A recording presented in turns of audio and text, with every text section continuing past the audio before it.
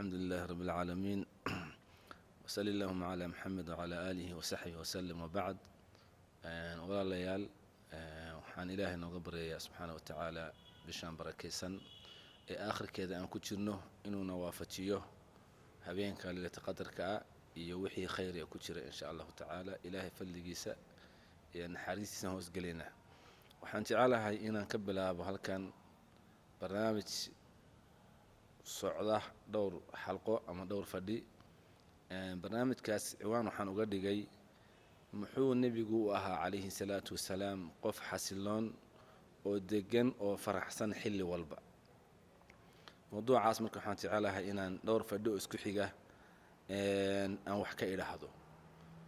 su-aal baa iman karta ah mawduucan maxaan u doorannay nebiga inuu ahaa qof sala allahu calayhi wasalam haystay nolol degan oo xasiloon oo sacaada ka muuqato dhowr arrimood baa keenay walaalayaal ta ugu horeysa waxa weeye dadka in badan waxay ka sheekeeyaan nolosha fiican ee degan ee xasiloon baa dad ba aada looga sheekeeyaa sida lagu helayo iyo meesha laga helayo iyo mararka qaarkood qofba meel buu la aadaa waxaa laga yaabaa qol inay aaminsan tahay banooniga oo la ciyaaro inuu yahay nolosha ugu fiican qole waxaa laga yaabaa inay aaminsan tahay heesaha iyo riwaayadaha qole waxaa laga yaabaa inay aaminsan tahay in qofku uu xoolo iyo lacag helo aad baa bini aadamku wuxuu isku taxallujiyaa inuu qofku keeno nolol degan oo xasiloon sida awgeed baa qof kastoo bini aadan oo nool mawduc doona ha haysto wuxuu isku taxallujiyaa inuu helo nolol xasiloon oo degan oo uu ka muuqdo suruur iyo farax uu ka muuqdo taas marka waata keentay in aan ogaano nabigeenna calayhi salaatu wasalaam inaan ka hadalno mawduuciisa su-aashu waxay tahay marka ayuha alikhwa deganaanshaha iyo xasiloonaanta iyo inuu qofku faraxsanaado maxaa asal u ah horta asalkeedu waa xaggee su-aashaas waa muhiim in la isweydiiyo asalka faraxsanaantu iyo deganaanshuhu ma qofka inuu qosol fara badan qoslaa ma inuu xoolo fara badan helaa asalku ma yahay qalbiga qofka wax ka yimaada mise waa waxaan qalbiga ahayn waxyaalaha u baahan waxyaalaha u dooranay ka mid tahay in aan kala ogaano liimaanta iyo deganaanshaha iyo xasiloonidu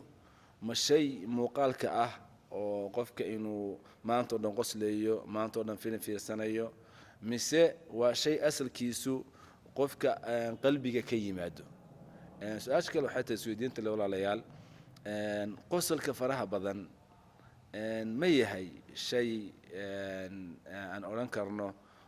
waa raaxo iyo waa deganaansho iyo waa xasilooni leanna maanta waxaad arkaysaa qof kastoo bini aadam wuxuu isku taxallujinayaa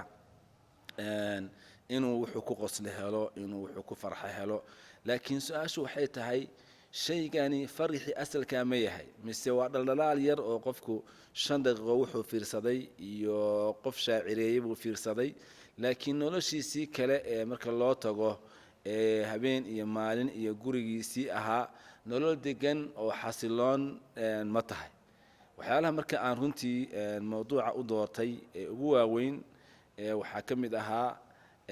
in horta aan qeexno maxay tahay nolosha saxda ah ee degan ee la odhan karo qofkani wuu xasiloon yahay oo wuu degan yahay oo wax dhiba ma qabo xaalad kasta oo soo marta inaynu qeexno iyo inaan ogaano muuqaalka ah qofka inuu xoolo badan haysto ama in maalin laga qosliyey inaynama tahay ama inuu filim fiirsaday inaysan ahayn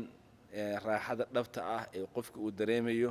taas markaan dib ugu noqonana waxaan ka arki karnaa oo calaamadba u ah waddamadan hore maray maraykan oo kale qofkii waa waddanka u dhashay waddan magac weyn leh sumcado weyn leh dhaqaale fiican buu qofkii haystaa waxbarasho haystaa laakiin waxbaa ka maqan deganaanshihii xasiloonida way ka maqan tahay waata marka aan leenahay inaan ogaano xasiloonaanta iyo deganaanshaha asalka aan nolosha xaggii ku jirtaa waxaan xasuustaa meel kambeniyo shirkad aan ka shaqaynayay maraykanka